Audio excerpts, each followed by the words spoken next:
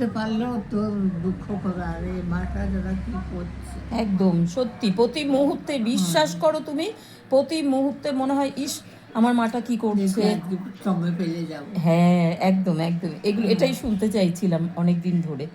তুমি কবে বলবে এই কথাটা?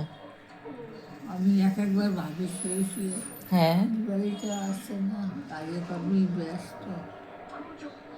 না দেখো মা, ওরা তোমাকে ঠিকঠাক করে সামলে নিচ্ছে।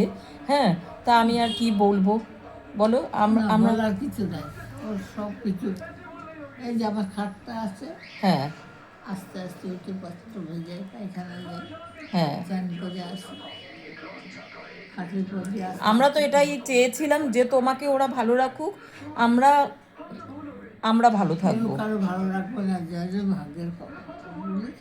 হ্যাঁ ভাগ্যের ব্যাপার, হ্যাঁ ঠিক ঠিক ঠিক ঠিক। কেউ কারো ভালোবাসতে ভালোবাসতে যাই হোক টাইমে এতগুলো। টাইমে দুটো দেয় খেতে।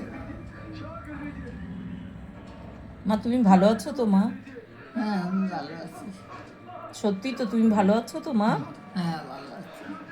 আবার বলো তো তুমি ভালো আছো মা? হ্যাঁ, ভালো আছি আমি। আমার খাটটা আছে, আমি আছি। কোনো অসুবিধে হলে বলবে হ্যাঁ মা। হুম, মা চলে গেলে কি আর মা পাবো বলো? সবাই চলে যাবে রে।